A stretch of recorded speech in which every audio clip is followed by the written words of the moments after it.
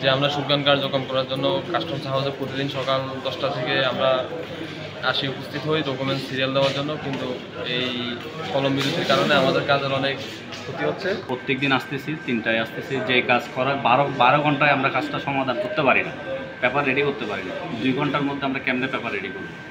আমাদেরকে আমাদের মালিক বকা দেয়, আবার সিএনএফ যারা আছে, যারা ইম্পোর্টার আছে, ওরা আমাদেরকে প্রেশার দিচ্ছে।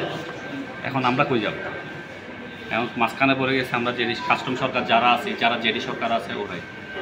এখন আমরা এটার জন্য কর্তৃপক্ষের নিকট আকুল আবেদন জানাচ্ছি যাতে আমাদের এই সাফারটা করতে না হয়। এটার প্রেশার সবার কাছে আসবে। ইম্পোর্টারের ডিউটি বাড়তেছে, বোর্ডের ডিউটি আসতেছে, এগুলো সাফার জনগণকেই করতে হবে। তো আপনাদের কাছে অনুরোধ, আপনারা যত তাড়াতাড়ি সম্ভব এটা সমাধান করে ফেললে আমরা সিএনএফের জন্য সুবিধা হবে। আমাদের তো সকালে আইসা সিরিয়াল দিতে হয়, তারপরে আবার সেই 3টের সময় স্যাররা আসার পরে আবার ওই ডকুমেন্ট অ্যাসেসমেন্ট করতে হয়, সিরিয়াল পাবে। আমাদের সারাদিন এই ডকুমেন্ট পাহারা দিতে হয়। সরকারের রাজস্ব ক্ষতি হচ্ছে নাকি? জি অনেক ক্ষতি হচ্ছে, কারণ কি আমরা সময় মতো ডেলিভারি দিতে পারি না, ডিউ দিতে পারি না।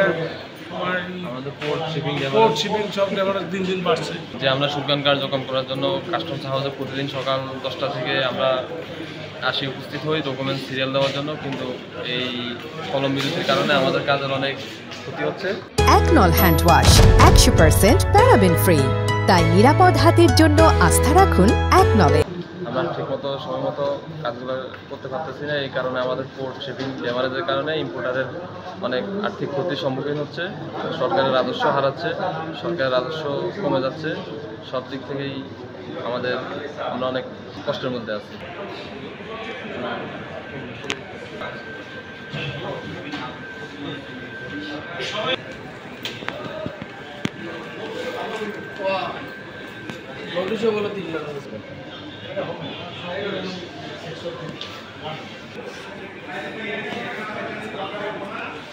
আমি